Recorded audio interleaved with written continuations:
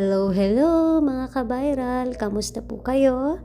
Again po, I'm Angel at samahan niyo po ako sa aming simpleng buhay dito sa Canada. Praise the Lord for it is Sunday.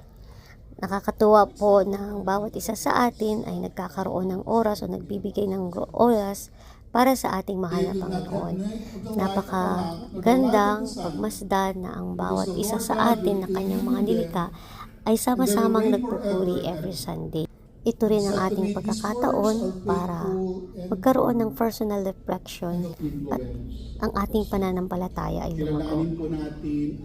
Kadalasan, sa buong isang linggo, tayo ay abala sa ating mga buhay-buhay, pero ang Sunday ang napakagandang kapahingahan para sa atin. Dahil una-unang sa lahat, napupuri natin ang ating mahal na Panginoon at the same time, nagkakaroon tayo ng malalim na pagkaunawa ng salita ng Panginoon.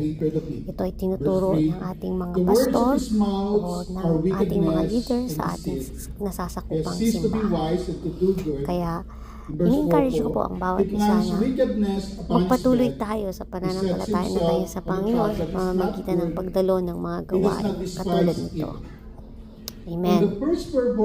Ito rin yung pagkakataon para makasama natin ang ating mga kapatid sa pananampalataya. Kaya huwag natin ipagkait ang ating presensya sa bawat isa, lalong-lalo na sa ating mahal na Panginoon. Purihin natin siya, hindi lang every Sunday, but it is a good opportunity to praise the Lord every Sunday.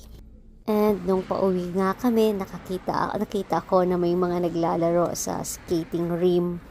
Tawag pa dyan yung court, pinaka-court nila. So, ayan, nag-selfie video tayo dyan.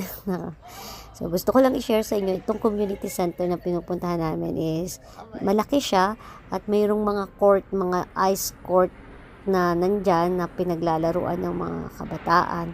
And meron pa dun sa kabilang side is mga kids naman.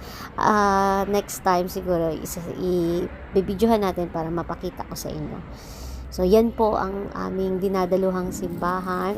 Wala pa kaming sariling church, pero it's a community center po sa Oakville at malawak siya. Maganda, perfect na perfect para sa pamilya at lalong-lalo na sa mga katulad na ganitong okasyon. Yan po ang aming simpleng pamumuhay dito sa Canada. Lagi kong sinasabi at nag-iwan sa inyo, matutong makontento sa buhay at laging magpasalamat sa ating mahal na Panginoon. Amen! God bless po mga ka-viral! See you!